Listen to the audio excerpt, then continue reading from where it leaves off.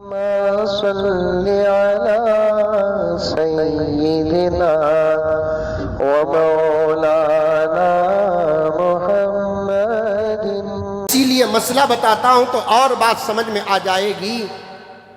शौहर इंतकाल होता है,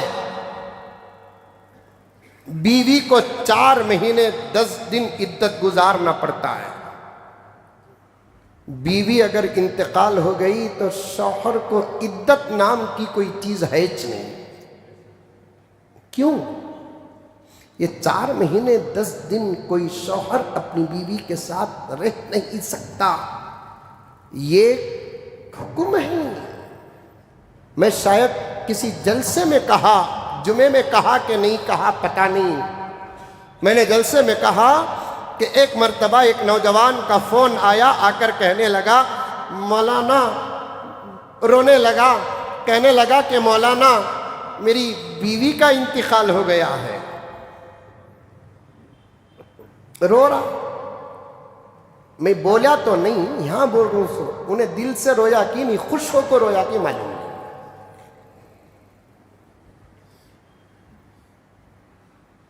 बीवी का इंतकाल हो गया मौलाना। मैंने कहा कि इन्ना लिल्लाह, अल्लाह मग़फ़िरत फरमाए, तुझे सब्र जमील अता करे। कितने हुए? और एक दुआ दिया कि अल्लाह तुझे नेमुल बदल दे। नेमुल बदल के तो उससे अच्छा बदला।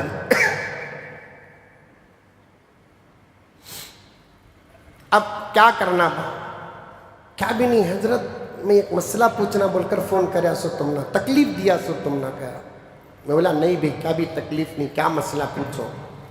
अब मैं कितने दिन इद्दत में बैठना हजरत कहा। मैं बोला ये पूछ को मंजे तकलीफ दे रहा बातू कहा।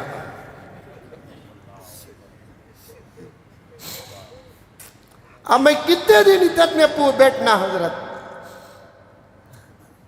मैं बोला अव्वल ये बता भाई, इंतकाल होकर कितने दिन? 2 दिन हुआ हजरत। मैं सोचा मजाक करूं कि नको करूं कि, लेकिन उन्हें टेंशन में है, एक छोटा सा मजाक करेंगे ताकि दिल दिमाग बदल सकता है। मैंने कहा कि देख बा, औरतों को 4 महीने 10 दिन, मर्द बने को डबल, तो 8 महीने 20 दिन इद्दत में बैठ। हजरत मेरा दुकान है ना हजरत, मेरे अलावा कौन भी नहीं चला सकता, उसके वास्ते अल्लाह मर्द बने को इद्दत कैंसल करे। आसो कई वजूहात हैं, उनमें से एक वजह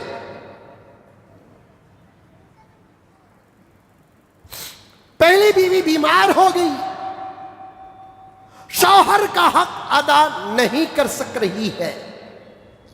समझ रहे हैं आप लोग? ऐसे बहुत सारे वाकयात हैं दुनिया के अंदर। अब शौहर के कहीं और जाने का खतरा था, तो बीवी और शौहर और फिर बीवी के घर वाले मिलकर प्लान बनाए। डॉक्टर ने कह दिया कि इस किस्म का ताल्लुक लड़की के जान को खतरा। क्या करना? ऐसी जिंदगी कर ले बोले तो कर नहीं सकता, लड़के को दूसरा निकाह करना पड़ेगा। पूरे घर वाले मिलकर फैसला क्या किए, इस औरत की छोटी बहन ही को इसके साथ निकाह कर दी। निकाह हुआ है, जिंदगी कर रहे हैं।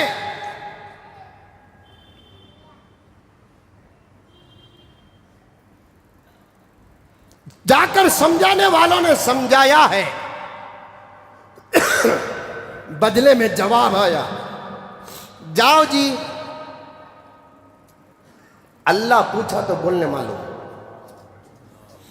एक अंदाज है लोगों का आजकल, ऐसा जवाब तो शायद अबू जहल भी नहीं दिया होगा जब प्यारे आका दावत दिए।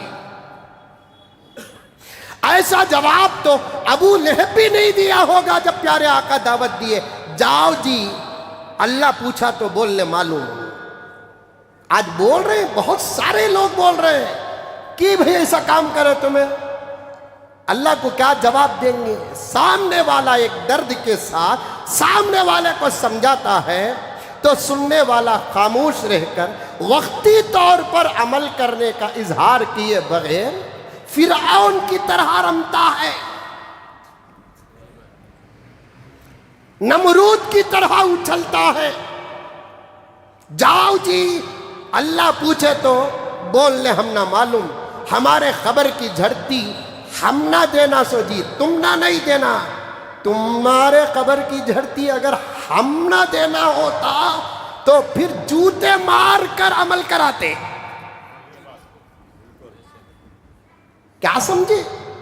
जुबान तुम्हारे ही मुंह में है, हमारे मुंह में लड्डू है। अल्हम्दुलिल्लाह उलमा के मुंह में बेहतरीन जुबान है, कुरान वाली जुबान है, हदीस वाली जुबान है, सहाबा वाली जुबान। ये कहते हैं अकरम साहब हमारे खबर की झड़ती हमें जी दे 300, तुम्हें आओनों को पक्की बात, तुम्हारे खबर की झड़ती तुमको देना है, मेरे खबर की झड़ती मुझे देना है। जितनी हो सके कोशिश मैं करता हूं, जितनी हो सके कोशिश तुम करते हो। अगर तुम्हारे खबर की, तुम्हारी का तो तुम्हें नहीं बाबा, तुम्हारे खबर की झड़ती देने की जिम्मेदारी हमारी होती तो फिर अमल कराना हमको बड़ा अच्छा आता। मिंबरों के असे पकड़ कर बयान न करते, असे मार कर बयान करते, कान खींच कर बयान करते। तुम्हारे खबर की झड़ती भी तुम दे नहीं सकते। खबर 5 स्टार होटल का कमरा नहीं है। शब बारात में कब्रिस्तान को जाने वाले गए कि नहीं गए? कल सुबह का वाकया करम साहब, कल सुबह का रिकॉर्ड करके रखा हूं, सुनोगे?